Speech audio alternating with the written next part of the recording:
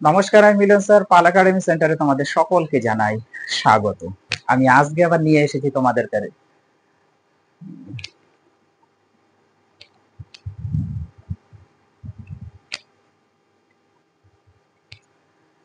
নমস্কার, আমি মিলন স্যার। পাল একাডেমি সেন্টারে তোমাদের সকলকে জানাই স্বাগত। আমি আজকে আবার নিয়ে এসেছি তোমাদের কাছে বিশেষ করে দশম শ্রেণীর গণিতের তোমাদের দ্বিঘাতকরণীর কোষে দেখি 9.3 এই যে অধ্যায় রয়েছে, এই অধ্যায়ের আজকের এই টিউটোরিয়ালটি তোমাদের পার্ট 3 টিউটোরিয়াল আমি শুরু করতে চলেছি। এর আগে তোমাদের এই অধ্যায়ের পার্ট 2, পার্ট 1 এর দুটো ক্লাস কিন্তু আমি আপলোড করেছি, যারা দেখো একটু দেখবা। আর আজকে শুরু হতে চলেছে তোমাদের পার্ট 3 টিউটোরিয়াল। তাহলে চলো আমরা সময় নষ্ট করব না, আমরা সরাসরি চলে আসি আজকে তোমাদের 3 দাগের এ নাম্বার অঙ্ক। আগে আমরা অঙ্কগুলা একটু পড়ে নিই, তারপর প্রত্যেকটা অঙ্কের আমরা সমাধান করব। এক একটা করে পড়ব আর এক একটা করে আজকে আমরা সমাধান করব। ওকে, দেখো প্রথমে 3 এ নাম্বারে কি বলেছে। বলেছে যে √5 এর করণী নিরসক উৎপাদক √x হলে x এর ক্ষুদ্রতম মান কত হবে আমাদের এটা নির্ণয় করতে বলেছে। এবং ব্র্যাকেটের মধ্যে একটা কন্ডিশন দিয়ে রেখেছে তোমাদের, যেখানে x একটি পূর্ণ সংখ্যা, x কে পূর্ণ সংখ্যা হতে হবে। ওকে, তাহলে √5 এর করণী নিরসক উৎপাদক √x এটা দেওয়া আছে। এখন আমরা যদি একটু ধরে নিই, তোমরা একটু ধরবা, প্রথমে প্রত্যেকেই লিখবা খাতার মধ্যে, আমি কথাটা বলছি তোমরা একটু লিখবা। এখানে লিখতে হবে যে মনে করি বা ধরি, এই কথাটা একটু লিখবা। √5 এর করণী নিরসক উৎপাদক, মনে করি বা ধরি √5 এর করণী নিরসক উৎপাদক ইকুয়াল টু কি লিখবা, k ইন্টু √5, k ইন্টু √5 হয়ে গেল প্রথম লাইন। এখন √5 এর করণী নিরসক উৎপাদক আমরা পেয়ে গেলাম হচ্ছে এটা, k ইন্টু √5। এখন প্রশ্নানুযায়ী কিন্তু তোমাদের দেওয়া আছে, অ্যাকর্ডিং টু কোশ্চেনের মধ্যে দেওয়া আছে যে প্রশ্নানুযায়ী তোমরা এই কথাটা লিখবে যে প্রশ্নানুযায়ী অথবা অ্যাকর্ডিং টু কোশ্চেন। ওকে, তাহলে প্রশ্নানুযায়ী কিন্তু এই যে k ইন্টু √5 এর সাথে কিন্তু আমাদের এখানে যে উৎপাদকটা দেওয়া আছে এই ভ্যালুটা সমান, √x সমান। তার মানে এখানে √x সমান, এটা হচ্ছে প্রশ্নানুযায়ী। এখন একটু বা দিয়ে করবা তোমরা, এখানে বা দিয়ে করবা। এখন আমাদের x এর ক্ষুদ্রতম ভ্যালু নির্ণয় করতে বলেছে, তাহলে x এর ক্ষুদ্রতম মান কখনই হবে, x এর ক্ষুদ্রতম মান তখনই হবে, কথাটা একটু লিখতে হবে যে x এর ক্ষুদ্রতম মান তখনই হবে যখন যখন যখন k ইকুয়াল টু 1 হবে, যখন k ইকুয়াল টু 1 হবে। কি বললাম কথাটা, x এর ক্ষুদ্রতম মান তখনই হবে বা তখনই পাওয়া যাবে যখন k ইকুয়াল টু 1 হবে। ক্লিয়ার? এখন k এর ভ্যালু যদি আমরা 1 একটু পুট করি এই অঙ্কটার মধ্যে, তাহলে কি এসে দাঁড়াচ্ছে, তাহলে k এর মান হচ্ছে 1, তাহলে 1 ইনটু √5 মানে √5 থাকবে। তাহলে √5 ইকুয়াল টু এদিকে √x ছিল এই লাইনটা থেকে কিন্তু, তাহলে 1 গুণ √5 মানে √5 ইকুয়াল টু √x। এখন আমাদের x এর ভ্যালু চাই, তাহলে x এর ভ্যালু যদি বের করতে হয় তাহলে অবশ্যই আমাদের রুট হাঁটাতে হবে, রুট না হাঁটালে আমরা পারবো না। এখন রুট হাঁটানোর নিয়ম হচ্ছে এই দুটো পদের উভয় পক্ষে বর্গ করতে হবে। তোমরা একটু এখানে মেনশন করে দিবা যে উভয় পক্ষে বর্গ করে পাই। ওকে, উভয় পক্ষে বর্গ করে পাই। এখন যখনই আমরা বর্গ করলাম তখন রুট দুদিক থেকে উঠে যাবে, তাহলে আমরা পাচ্ছি 5 ইকুয়াল টু x, অতএব x ইকুয়াল টু 5। অতএব x এর ক্ষুদ্রতম ভ্যালু বা মান হচ্ছে 5। এটা হচ্ছে তোমাদের এ নাম্বার অঙ্কের সমাধান। আশা করি প্রত্যেকেই বুঝতে পেরেছে, কোনো সমস্যা নেই। এইবার আসবো আমরা বি নাম্বার অঙ্কে। দেখো বি নাম্বার অঙ্ক কি বলেছে, 3√2 ডিভাইডেড 3 এর মান নির্ণয় করি। একদম সিম্পল না অঙ্কটা, একদম সিম্পল। কি দিয়েছে দেখো, 3√2 ডিভাইডেড 3, এটার মান নির্ণয় করতে বলেছে, করে ফেলো। ইকুয়াল টু দিয়ে 3√2/3 নিচে আসবে, তাহলে 3 কেটে গেল, ইকুয়াল টু √2। তাহলে এটা হচ্ছে আমাদের বি নাম্বার। আর এটা ছিল হচ্ছে আমাদের এ নাম্বার। ওকে, তাহলে বি নাম্বার অঙ্কের অ্যান্সারও আমরা পেয়ে গেছি √2। এবার আসি আমরা সি নাম্বারে। দেখো সি নাম্বার কি আছে, 7 ডিভাইডেড √48, 7 ডিভাইডেড √48 এর হরে করণী নিরসন করতে হরকে ন্যূনতম কত দিয়ে গুণ করতে হবে। এর হরে করণী নিরসন করতে ন্যূনতম কত দিয়ে এটাকে গুণ করতে হবে সেটা আমাদের বের করতে হবে। দেখো কি দেওয়া আছে এখানে, তোমাদের দেওয়া আছে, এটা হচ্ছে সি নাম্বার, 7 ডিভাইডেড √48। তাহলে এটা 7 ডিভাইডেড থাক 48 কে তোমরা রুটের মধ্যে একটু ভাঙিয়ে নিবা, ছোট ছোট ছোট ছোট করে ভাঙিয়ে নিবা। 48 কত 16 48, 3 16 48, তাহলে এটা আমরা লিখতে পারি, আমি একটু সরাসরি করলাম 3 16 48। 16 কে তোমরা আবার ভাঙাতে পারো, 2 2 করে ভাঙাতে পারো, অথবা 4 গুণ 4 করলে হবে। তাহলে 16 যদি হয় তাহলে কিন্তু এখানে একটা 4 থাকবে, √16 মানে কি 4, তাহলে একটা 4 বের হবে আর √3 তো বের হবে না, তাহলে 4√3।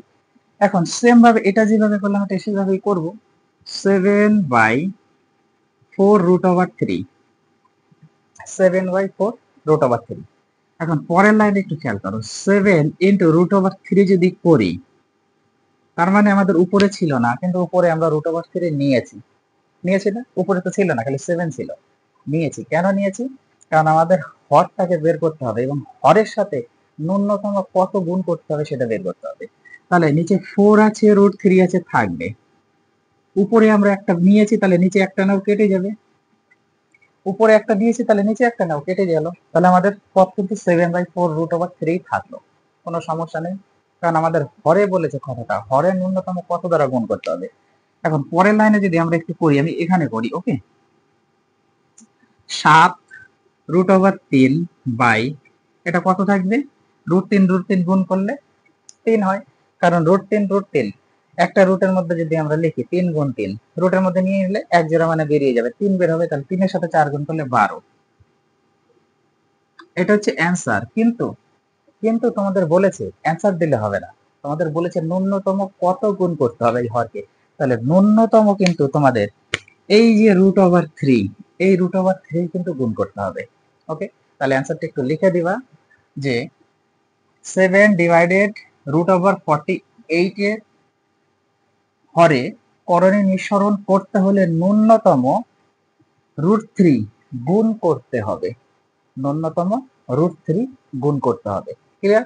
এটা হচ্ছে তোমাদের অ্যান্সার, এটা কিন্তু অ্যান্সার না, অ্যান্সার হচ্ছে √3 গুণ করতে হবে। এবার পরের প্রশ্নে আসি, দেখো কি বলেছে ডি নাম্বারে, √5+2 এর করণী নিরসক উৎপাদক নির্ণয় করি যা করণীটির অনুবন্ধী করণী।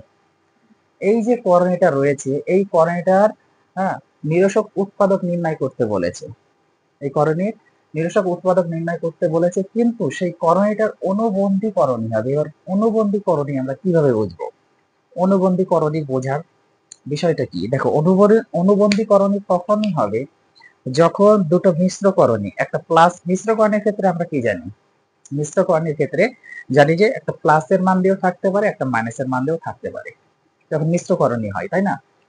এখন মিশ্রকরণী মানে হচ্ছে একটা থাকে মূলদ সংখ্যা, তার মানে একটা মূলদ সংখ্যার সাথে অমূলদ সংখ্যা প্লাস মাইনাস দিয়ে থাকে। ওকে, সেটা হচ্ছে মিশ্রকরণী। দেখো কথাটা হচ্ছে এমন হবে যে কোনো একটা মূলদ সংখ্যা, কোনো একটা মূলদ সংখ্যার সাথে প্লাস মাইনাস দিয়ে, ধরে নাও একটা অমূলদ সংখ্যা আছে, এটা হচ্ছে মিশ্রকরণী। এখন এই যে মিশ্রকরণী, এই মিশ্রকরণী আমরা দুটো ভ্যালু পাচ্ছি না, একটা 2 + √3 আর একটা হচ্ছে 2 - √3, কারণ প্লাস মাইনাস। এখন কথা হচ্ছে যে অনুবন্ধী করণী আমরা কখন চিনব? অনুবন্ধী করণী চেনার নিয়ম হচ্ছে, এই যে আমরা দুটো ভ্যালু পেলাম 2 + √3 আর একটা 2 - √3 পেলাম না, এই দুটো মিশ্র করণী, যেটা উৎপাদক অ্যাকচুয়ালি মিশ্র করণী, এই দুটো করণীর গুণফল, এই দুটো করণীর গুণফল যদি মূলদ সংখ্যা আসে তখন তাকে বলবো হচ্ছে আমরা অনুবন্ধী করণী, আর যদি মূলদ সংখ্যা না আসে তাহলে সেটা অনুবন্ধী করণী নয়। ওকে, এখন এটা যদি আমরা ফর্মুলাতে ফেলি, এটা এ ধরে এটা বি ধরে, তাহলে এ প্লাস বি ইন্টু এ মাইনাস বি, এ প্লাস বি ইন্টু এ মাইনাস বি, তাহলে এ প্লাস বি ইন্টু এ মাইনাস বি যদি করি তাহলে এটা হচ্ছে এ স্কয়ার মাইনাস বি স্কয়ার, তাহলে এ স্কয়ার মানে 2 এর স্কয়ার 4 মাইনাস বি স্কয়ার মানে রুট ওভার 3 এর স্কয়ার করলে 3, তাহলে 2 4 থেকে 3 চলে গেলে 1। এবার 1 হচ্ছে কি একটা মূলদ সংখ্যা। এই হচ্ছে ঘটনা, যদি এইভাবে মূলদ সংখ্যা পাওয়া যায় তাহলে সেটাকে আমরা বলবো হচ্ছে অনুবন্ধী করণী, আর যদি অমূলদ সংখ্যা চলে আসে তাহলে সেটা অনুবন্ধী করণী নয়। Clear basic? এইবার দেখো আমরা একটু কোশ্চেনটা একটু আলোচনা করি। দেখো কি বলেছে, √5 + 2 এর করণী নিরসক উৎপাদক নির্ণয় করে যা করণটির অনুবন্ধী করণী। অনুবন্ধী করণী, এখন অনুবন্ধী করণের ক্ষেত্রে তোমরা এই অঙ্কটার ক্ষেত্রে একটু মনে রাখবা, আমি যে এক্সাম্পলটা দিলাম এই এক্সাম্পল নিয়ে একটা অঙ্ক আছে, আমি তোমাদের দেখাচ্ছি আছে, কিন্তু এই টাইপের অঙ্কের ক্ষেত্রে সবসময় মনে রাখতে হবে যে যখন একটা রুটের মধ্যে দিল সংখ্যা, ওকে, রুটের মধ্যে একটা সংখ্যা দিয়ে প্লাস দিয়ে কোন একটা মূলদ সংখ্যা দিতে পারে বা মাইনাস দিয়ে কোন একটা মূলদ সংখ্যা দিতে পারে, তখন সেই ক্ষেত্রে তোমাদের মনে রাখতে হবে যে করণী নিরসক উৎপাদকটা দিয়েছে তার অনুবন্ধী করণী সবসময় রুটেরটা মাইনাস হবে, রুটের পদে শুধু মাইনাস হবে। তাহলে এর অনুবন্ধী করণী কত?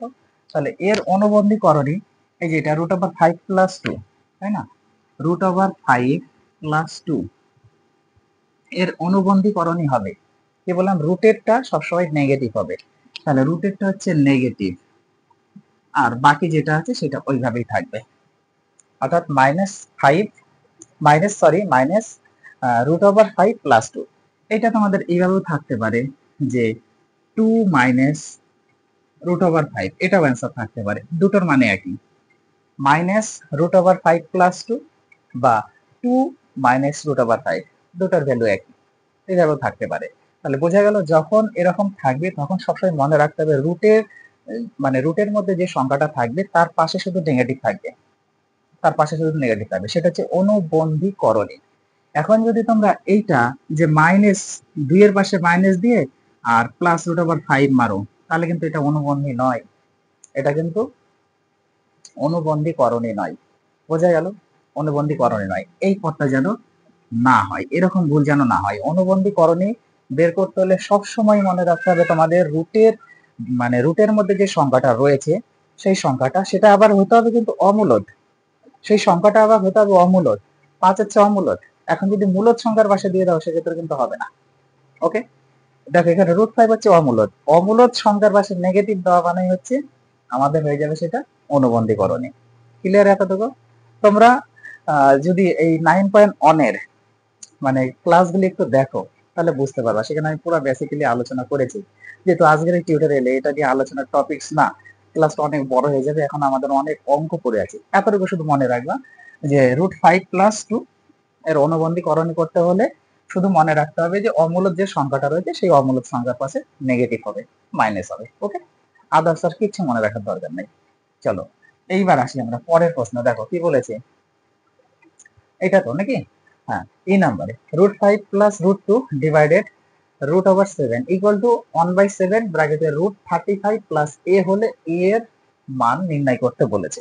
আচ্ছা, এই অঙ্কটা করার আগে আমি একটু এগুলো মুছে দিই, হ্যাঁ, যদি তোমাদের কারো শর্ট মানে স্ক্রিনশট লাগে নিয়ে নিতে পারো, বাট আমার এটা মুছতে হবে, এটা না মুছলে এই অঙ্কটা হচ্ছে না, জায়গার দরকার আছে একটু। ওকে, দেখো